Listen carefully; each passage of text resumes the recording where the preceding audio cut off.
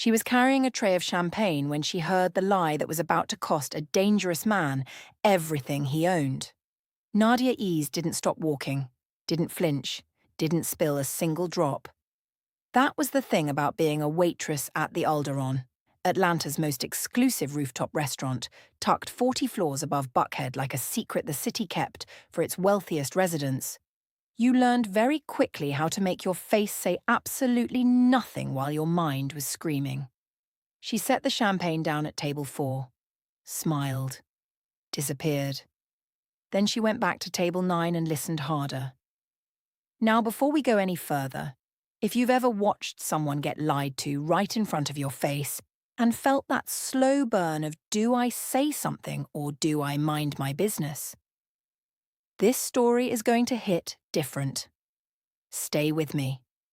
Because what Nadia did next changed her entire life, and she didn't even see it coming. Drop a comment right now. Would you have said something? Keep that answer in mind, because by the end of this video, you might surprise yourself. Table 9 was tucked in the far corner of the Alderon's private dining room, a room within a room, separated from the main floor by frosted glass panels and a level of privacy that cost extra and came without questions. 3 men, 1 conversation, and a contract sitting in the middle of the table like a loaded weapon dressed in paperwork. Nadia had been assigned to that room specifically because she was good at being invisible. 6 months she'd worked at the Alderon. 6 months of carrying plates that cost more than her rent, smiling at men who never once looked her in the eye, and going home to a studio apartment in southwest Atlanta where the only thing waiting for her was a hospital bill from Emory University Hospital with her mother's name at the top and a number at the bottom that made her chest tight every time she looked at it. She was invisible by necessity. She needed this job. But some things, some lies, are so loud that even invisible women can't ignore them.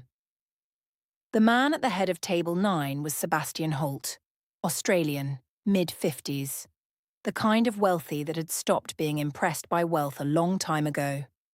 He had the easy confidence of someone who had never once in his life been told no and actually believed it. Beside him sat a younger man, Tristan Vale, sharp suit, sharper smile, the kind of face that made you want to trust it right up until the moment you realized you shouldn't. And across from them both, completely still, completely composed, the kind of stillness that doesn't come from peace but from absolute control, sat Seo Junho. Nadia noticed him the moment he walked in. It would have been impossible not to.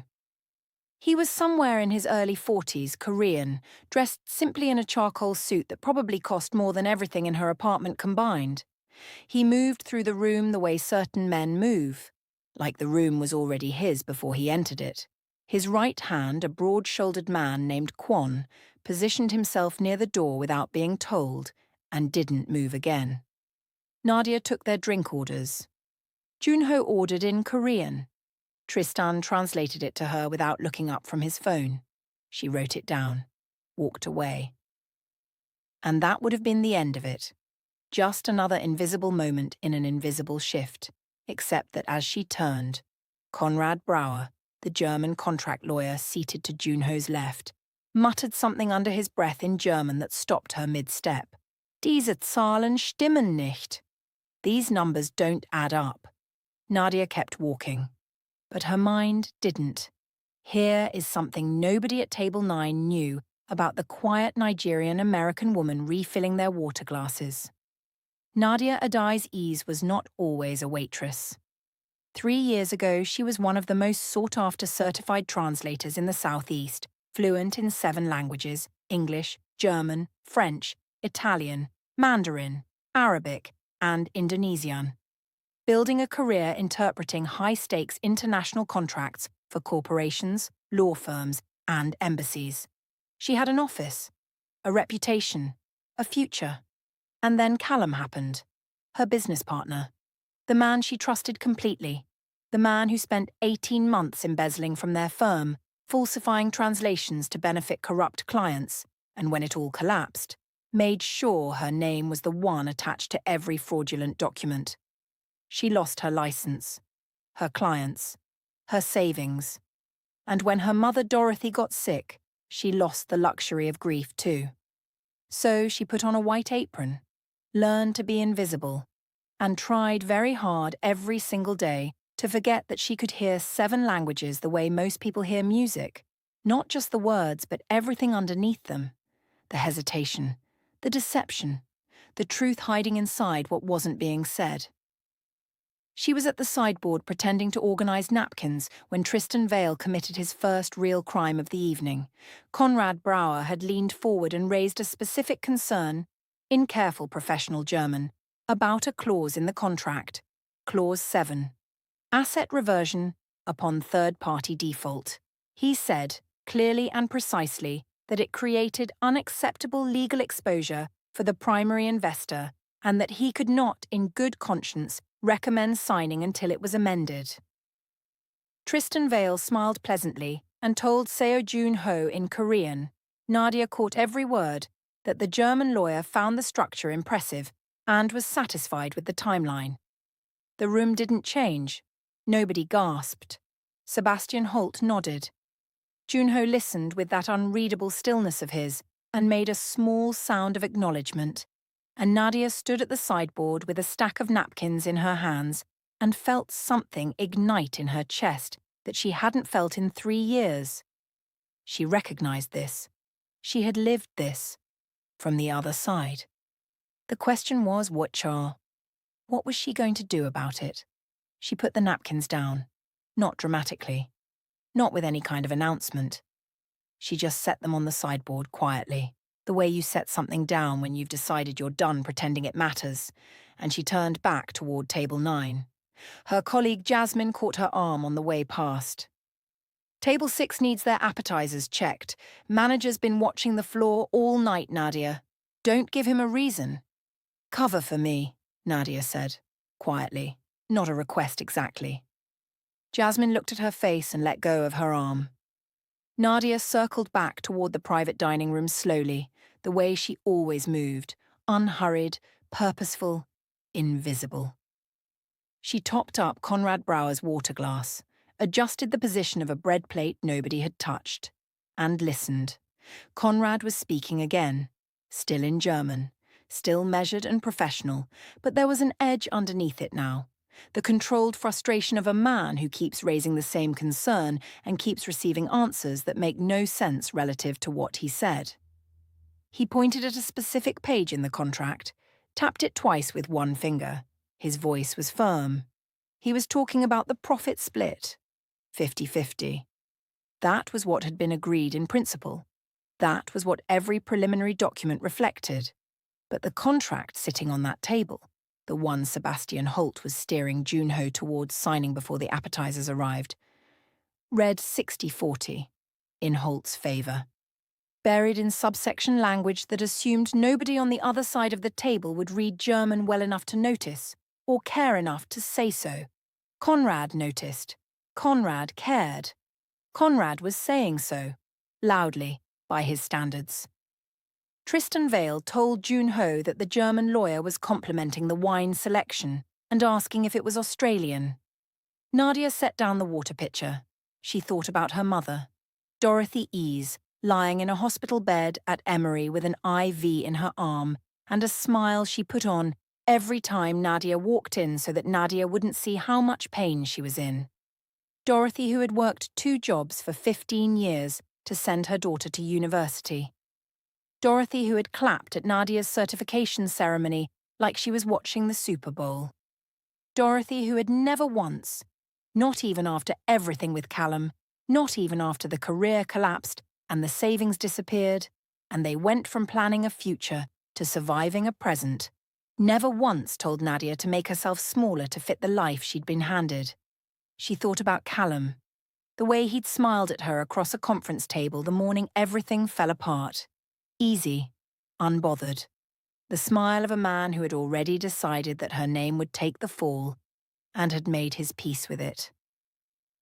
She thought about sitting in a courtroom and understanding, with the precise, agonizing clarity of someone who speaks 7 languages, every single word being said about her, and being unable to stop any of it.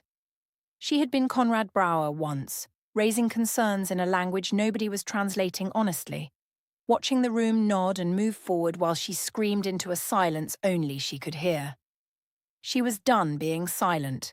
She straightened her uniform, took one breath, and walked into the private dining room with the particular calm of a woman who has already counted the cost and decided to pay it. She didn't go to Sebastian Holt. She didn't go to Tristan Vale. She went directly to Seo Junho. She approached his side of the table and leaned forward slightly. Respectful, composed, her voice pitched low enough that it didn't carry beyond the four of them. Mr. Seo, I apologize for the interruption. I'm aware this isn't my place. Every eye at the table turned to her. Sebastian Holt's expression moved from surprise to irritation in about half a second. Tristan Vale went very still in the particular way that people go still when they've been caught doing something and are rapidly calculating their next move.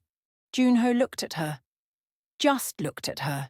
His face gave away nothing. Not annoyance, not curiosity, not anything she could read.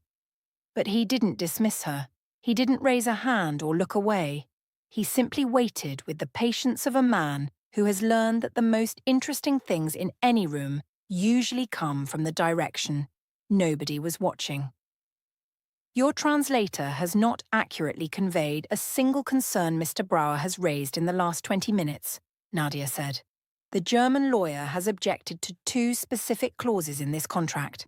Clause 7, asset reversion upon third-party default, which he says creates unacceptable legal exposure for the primary investor, and the profit split, which he has confirmed reads 60-40 in Mr. Holt's favour despite a 50-50 agreement in principle. The silence that followed was the kind that has weight to it. Sebastian Holt leaned back in his chair. She's a waitress. Clause 7, Nadia said again, still looking at Junho. Still calm. Mr. Brower's exact words were that he cannot, in good conscience, recommend signing until it is amended. Your translator told you he was satisfied with the timeline. Conrad Brower had gone completely still. He was watching Nadia with an expression she recognized, the stunned relief of someone who has been shouting in an empty room and suddenly discovered the room wasn't empty at all. He spoke, German, direct and clear. She is correct. Every word she has said is accurate. Nadia translated it before anyone asked her to. He says I'm correct. Every word. Junho had not moved, had not looked away from her face. His eyes were dark and completely unreadable, and she was close enough now to notice that he was not, in fact, as unreadable as he appeared. There was something moving behind that stillness, something she couldn't name yet.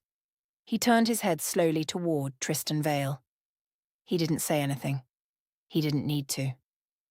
Tristan opened his mouth, looked at Junho's face, closed it. Get out, Sebastian Holt said, but he wasn't looking at Nadia when he said it. He was looking at Tristan, and his voice had lost every drop of easy confidence it walked in with. Kwon opened the door. Tristan Vale picked up his jacket and left without another word. The door closed behind him with a soft final click that somehow sounded louder than a slam. And in the silence that followed, Seo Junho finally looked away from Nadia.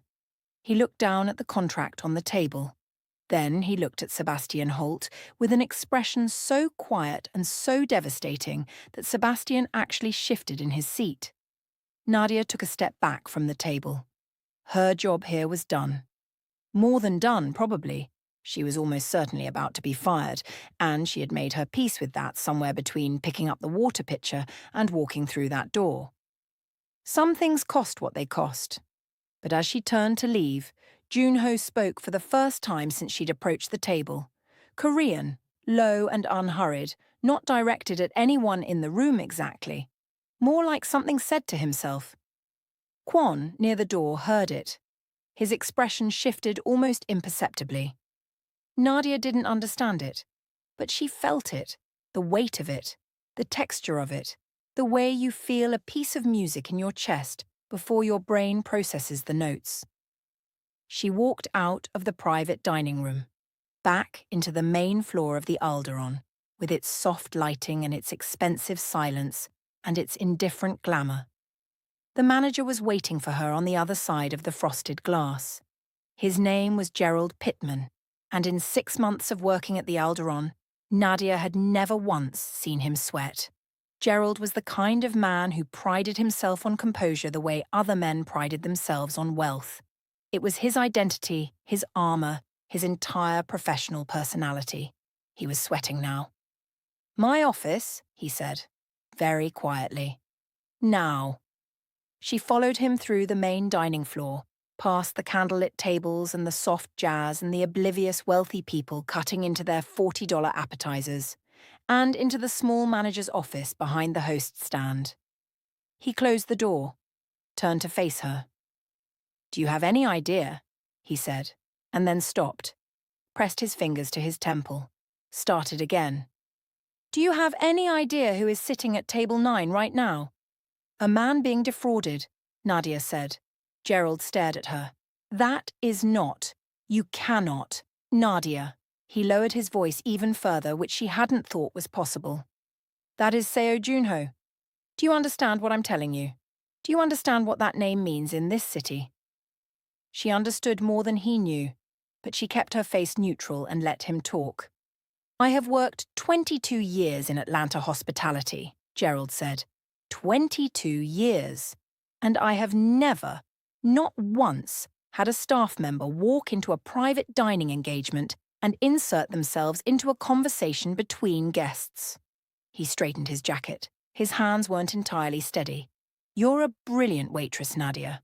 I want you to know I mean that sincerely. But I cannot. I have no choice." "I know," she said. He blinked. "I know." She held his gaze. "You have to let me go. I understand."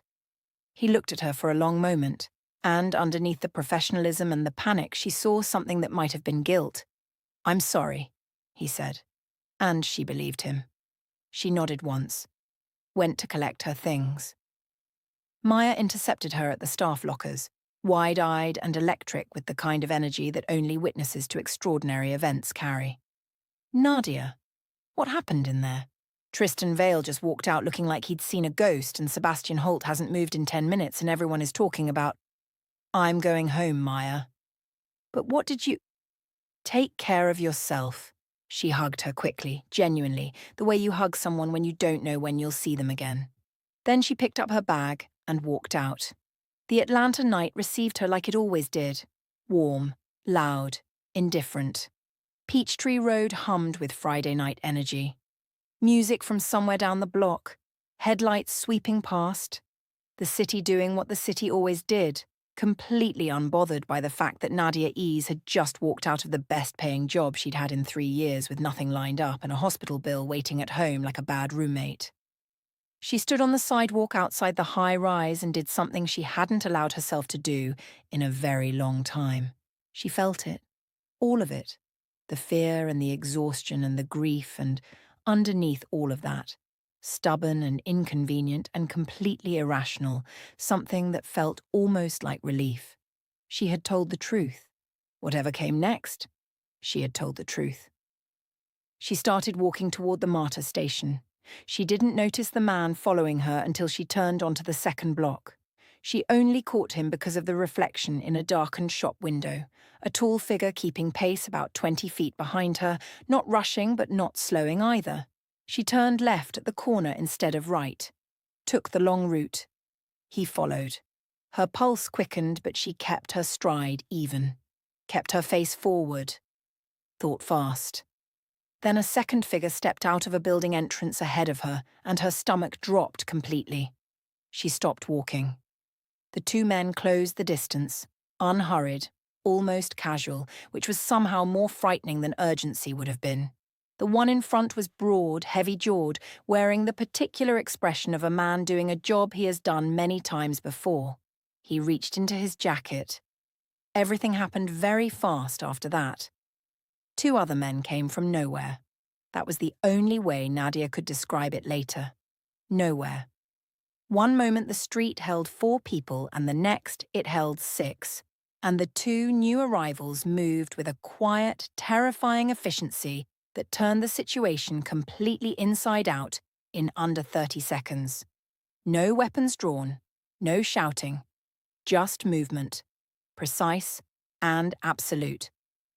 And then the two men who had been following her were gone, redirected, removed, like variables in an equation that had been solved. Nadia stood on the sidewalk, breathing harder than she wanted to admit. On the ground where the first man had been standing, a single white business card. Face down. She picked it up slowly, turned it over. Just a number. No name. The cardstock was heavy and expensive and told her everything she needed to know about who it belonged to. She looked up and down the empty street. Then her phone rang. Unknown number. She looked at the screen for 3 full seconds before she answered. Miss Eze. The voice was calm.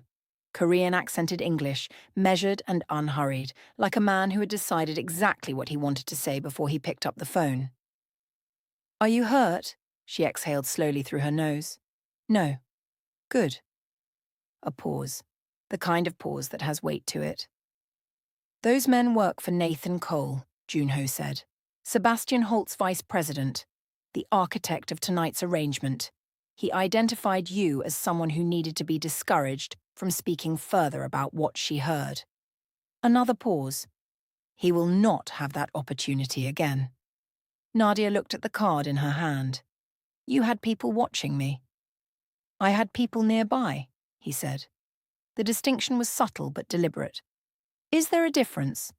Yes, he said simply. There is. She pressed her lips together. The Atlanta night hummed around her. Somewhere above the rooftops, the Buckhead skyline glittered cold and beautiful and completely unaware of everything that happened at street level. Why? She asked. A silence, longer than the others. Because, Junho said, honest people are difficult to find, and remarkably easy to lose. She didn't have an answer for that. She wasn't sure one existed. There is a Korean restaurant in Doraville, he said. Hanwoo.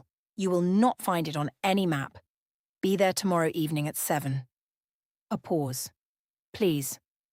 That last word, please, landed differently than everything before it. Like it cost him something to say it. Like it wasn't a word he used often, and he knew it, and she should know it too. She looked at the card one more time. I'll think about it, she said. She hung up before he could respond, stood alone on the Buckhead sidewalk with her heart doing things she didn't have language for yet. Then she went to see her mother. Dorothy was awake when she arrived at Emory, propped up against pillows, watching a Nollywood film on her tablet with the volume barely above a whisper. She looked up when Nadia walked in and read her daughter's face the way she had been reading it for 28 years. Completely, accurately, and without needing a single word of explanation. She patted the edge of the bed. Nadia sat down and told her everything. Dorothy listened without interrupting, a skill she had perfected raising a daughter who needed to be heard more than she needed to be advised. When Nadia finished, the room was quiet, except for the soft hum of medical equipment and the muted Nollywood dialogue from the tablet. Dorothy was quiet for a moment. Then, who sent the men to protect you? Nadia looked at her hands. The man from the restaurant. The dangerous one? A pause. Yes. Dorothy nodded slowly, like this confirmed something she had already suspected. And are you going to meet him tomorrow? Nadia looked at the business card still in her hand, turned it over, turned it back. I don't know yet.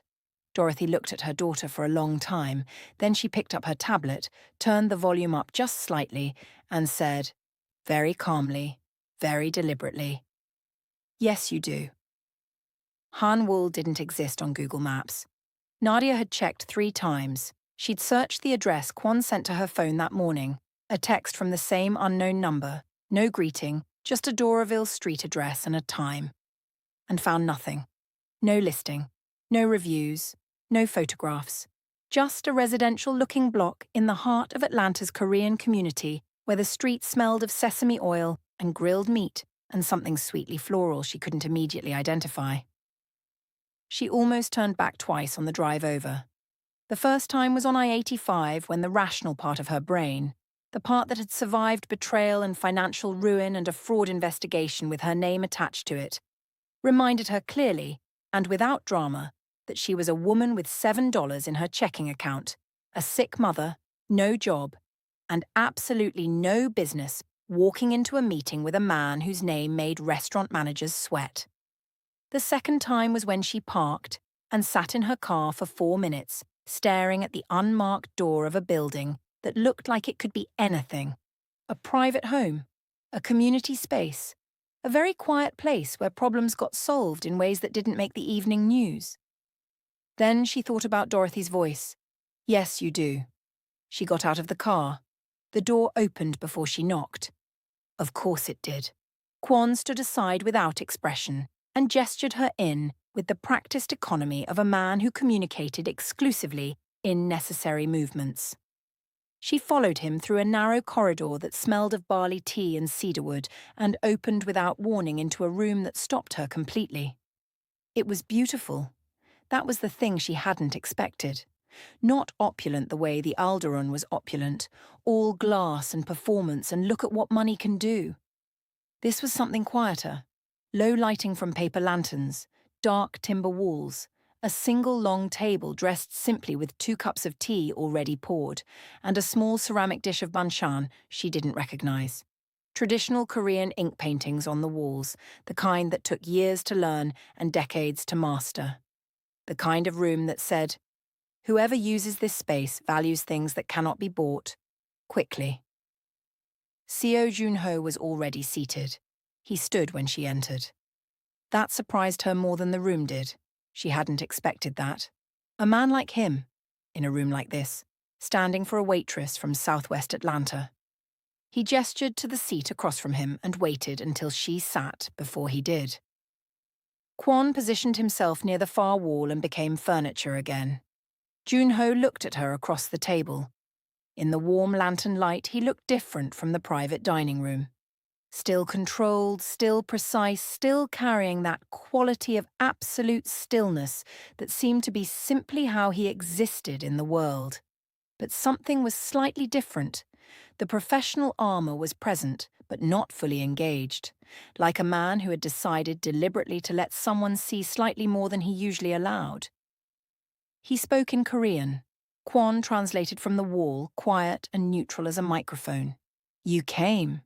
You asked, she said. Something moved briefly in his expression. Not quite a smile. The memory of one, maybe. I ask many people many things. They do not always come. I'm not many people, she said. This time the almost smile got closer to the real thing before he reeled it back. He lifted his tea, drank slowly, set it down with the deliberateness of a man who did nothing carelessly. Tell me about yourself, he said. She looked at him evenly. You already know. You told me to find out everything about her past, carefully. She watched his expression. Sound familiar? A pause. Kwon's eyebrows moved approximately 1 millimeter. The closest thing to visible surprise she suspected either of them ever showed. Junho regarded her for a moment. You understood what I said last night, in Korean. Some of it, she said. Enough. You speak Korean. Conversationally, it's not one of my 7. She wrapped both hands around her teacup. But I've been in enough rooms with enough languages to pick up the edges of most of them. She met his gaze. You should probably know that going forward, if there is a going forward. He absorbed this without visible reaction. Then, Nadia Eze, certified translator, 7 languages, former partner at Eze and Rendell Language Services, Atlanta. License suspended 3 years ago following a fraud investigation that the evidence now suggests was largely engineered by your business partner Callum Rendell, who has since been linked to 2 other similar schemes in different cities. A pause. You took a waitressing job to support your mother, Dorothy, Emory University Hospital, room 14B. The room was very quiet. You've been surviving, he said, not unkindly. When you should have been working.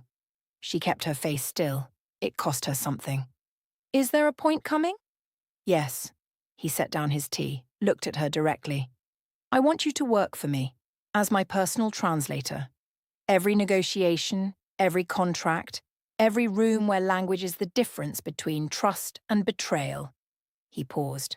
After last night, I think you understand better than most what that difference costs. There it was, clean and direct, no performance around it. She looked at him for a long moment. The lantern light moved softly between them. Somewhere outside, the muffled sounds of Doraville continued, a life that didn't know or care what was being decided in this quiet room. I know what you are, Mr. Seo, she said. Quietly, carefully, not an accusation, just the truth, laid on the table between them like the third cup of tea nobody had poured yet. He didn't flinch, didn't deflect. Yes, your business is complicated, he said. Some of it legal, some of it less so. All of it mine. He held her gaze. What I am offering you is legitimate, documented, properly compensated. You would translate, nothing more. And if I hear things I don't like? You heard things last night you didn't like, he said. You told the truth anyway. The almost smile again, closer this time, warmer. I'm counting on that, not afraid of it. She looked down at her tea. The ceramic was warm against her palms.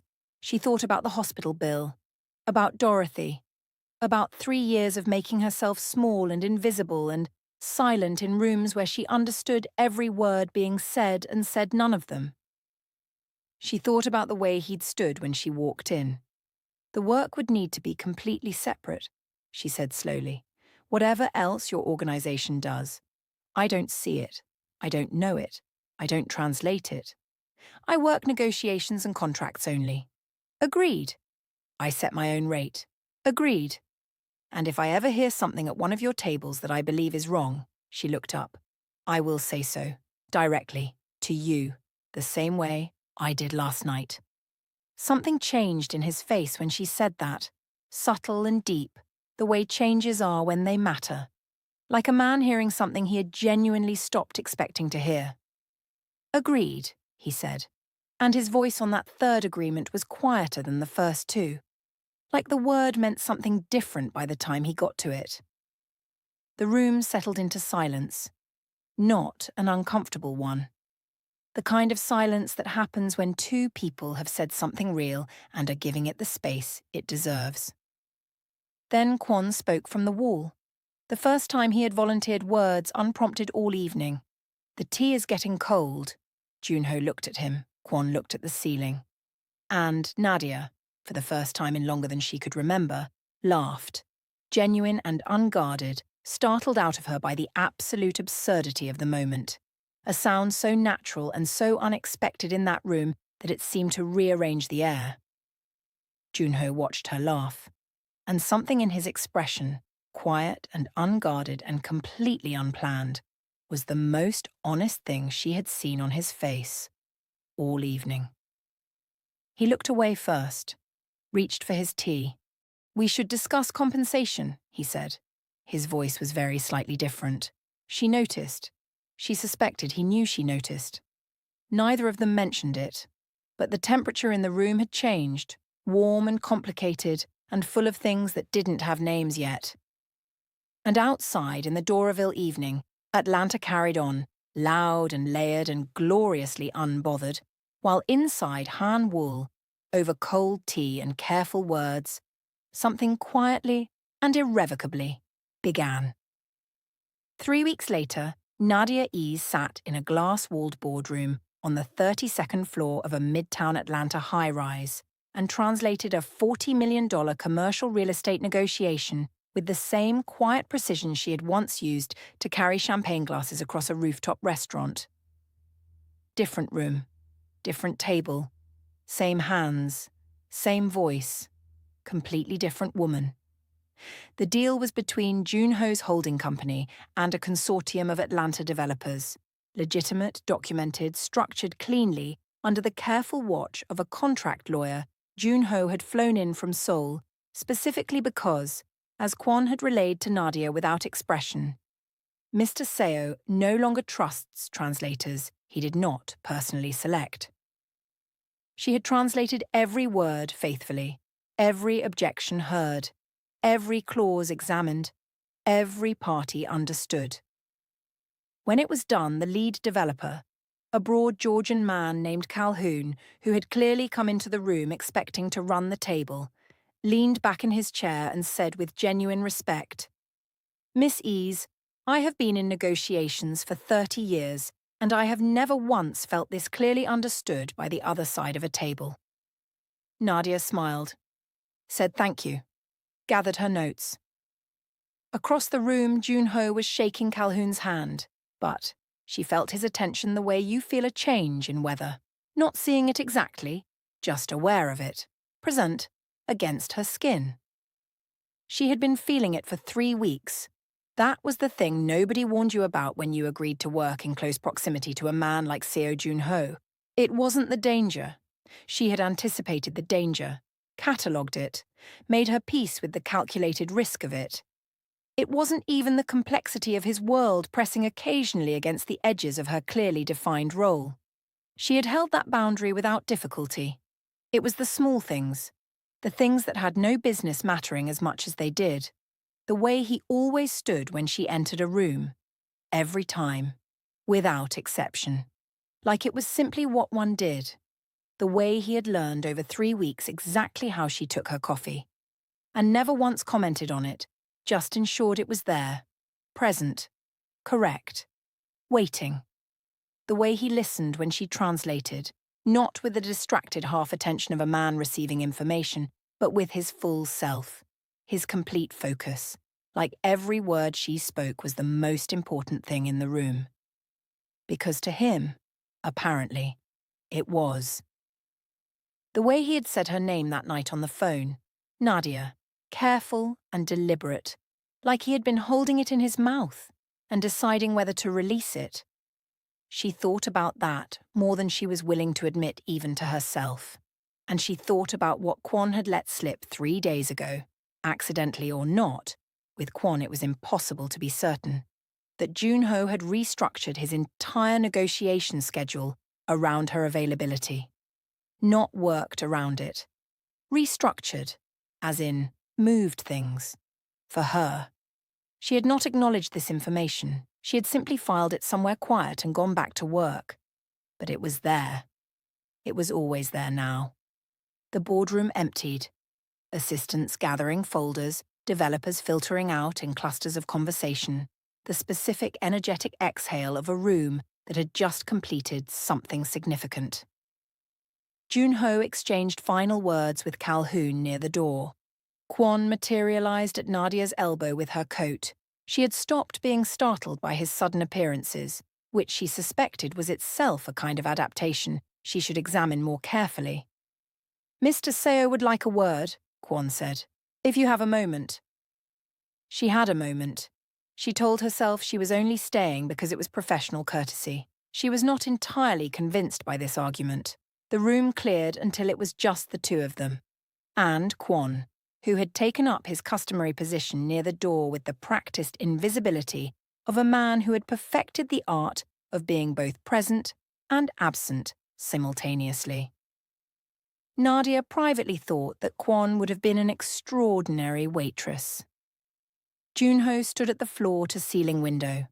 Atlanta spread beneath them, the city enormous and glittering in the late afternoon light, the downtown skyline giving way to Midtown's trees, old Fourth Ward's rooftops, the distant green sprawl of the suburbs, a city of layers, of contradictions, of people living entirely different lives within the same square miles. He didn't turn around immediately, just looked at the city. "You did well today," he said. "I did my job," she said. "Yes." A pause. "You always do." He turned from the window, looked at her across the empty boardroom. That is not as common as it should be. She held her portfolio against her chest, kept her expression professional, kept everything she had been carrying for 3 weeks exactly where she had put it. Filed. Quiet. Managed. Was there something specific you needed, Mr. Seo? He reached into the inside pocket of his jacket, withdrew a small envelope, cream-coloured, sealed, her name written across the front in that precise, deliberate handwriting she recognised immediately. The same handwriting from the back of the business card 3 weeks ago. He crossed the room and held it out. She looked at it, looked at him. What is this? Something I should have said differently the first time, he said, and didn't have the words for in English. Her heart did something she refused to acknowledge. You could have had Kwon translate. No, he said simply. I couldn't. She took the envelope. Their fingers didn't touch. The envelope was thin, 1 page inside, maybe less. The gap of air between their hands as she took it felt like something physical, like weather. She looked up at him. He was close enough that she could see the particular quality of his attention, that complete, unguarded focus he gave her when he thought she wasn't looking. Except she was always looking. She had been looking for 3 weeks and pretending otherwise with diminishing success. Nadia. The way he said her name, every single time, like it mattered which syllable carried the weight. She took a small step back. 1 step. Necessary. I'll read it, she said. Later. Something in his expression, just briefly, just a flash, was so unguarded it almost undid her entirely. Not hurt exactly. More like a man who had extended something real and was holding very still to see what happened to it. He nodded once, stepped back to give her space. She walked to the boardroom door, stopped with her hand on the frame. She didn't turn around and couldn't quite trust her face in that direction. Thank you, she said. For today, the deal was fair. Both sides walked out with what they came for. A pause. That matters. It matters more than you know, he said quietly. That you make it so. She left. The elevator ride down was 32 floors of her standing very still, the envelope in both hands, not opening it, the lobby, the revolving door, the warm Atlanta air. She walked half a block and stopped under a magnolia tree whose roots had cracked the sidewalk clean open and kept growing anyway. Very Atlanta, she thought, very Atlanta. And she opened the envelope. 1 card inside. Cream, thick, his handwriting. 4 words this time. Korean. She read them slowly. Her lips moved. The translation assembled itself in her mind with the same automatic ease as breathing. 7 languages living in her like a second skeleton, always there, always holding her up. 4 words. Her eyes closed. The magnolia tree moved above her in the late afternoon breeze. Somewhere nearby, a street musician was playing something low and sweet on a saxophone, the kind of melody that had no agenda, just sound moving through warm air looking for somewhere to land. Her phone rang. She knew before she looked. She knew the way you know things that have stopped being surprises and started being inevitable. She answered. Silence first, just the soft, ambient presence of him on the other end. She had learned the texture of his silences over 3 weeks. This one was different from all the others. Quieter, more exposed. You read it, he said. Not a question. He always knew. She looked up at the Atlanta skyline, the city enormous and layered and indifferent and beautiful, doing what it always did, holding every contradiction within itself without apology. Junho. His name in her mouth for the first time. She heard the precise moment he registered it, the almost imperceptible change in his breathing on the other end of the line. First time. He knew it was the first time. You can't write things like this, she said softly. Not to me. A silence, long and full and trembling with everything neither of them had said across 3 weeks of professional distance and deliberate restraint and coffee that was always exactly right. I know, he said, his voice lower than she had ever heard it. The armor entirely gone now. Just a man on the other end of a phone who had written 4 words in his language because English didn't hold what he needed to say. Then why did you? She whispered. The saxophone somewhere on the street below hit a note so pure it almost hurt. "Because," he said, "I have been in every kind of dangerous room there is. Rooms with weapons, rooms with lawyers, rooms where the wrong word ends everything." A pause so long she counted her own heartbeats in it. "And I have never once been as afraid as I am right now." The magnolia tree moved. The saxophone breathed. Atlanta held them both without knowing it. Nadia pressed her lips together, looked at the 4 words in her hand, felt the exact shape of the decision in front of her. What it would cost, what it would change, what it would require her to step into with no guarantee of anything except that it was real. Whatever this was, it was real. She folded the card, slowly, put it in her pocket, against her heartbeat. "I'm going to see my mother," she said finally. A pause. "I know." And then she stopped, and then sit there between them, open, unfinished, an unanswered question with a door in it. She hung up, stood under the magnolia tree on the cracked Atlanta sidewalk, one hand pressed flat against the pocket where the card was, 4 Korean words warming through the fabric against her palm. She started walking. And if there was something in her step, something lighter, something that hadn't been there 3 weeks ago when she walked out of the Alderon with nothing and everything at the same time, well, Atlanta was full of stories, always had been. This one was just beginning. And if you made it this far, you already know this story isn't done. Nadia has 4 Korean words in her pocket. If you want part 2, where their worlds fully collide, Dorothy finds out, and someone from Nadia's past comes back to complicate everything, smash that like button and drop a comment below. Tell me what you think those 4 Korean words said. The best answer gets pinned. Subscribe if you haven't already. New story every week. And I'll see you in part 2. The end.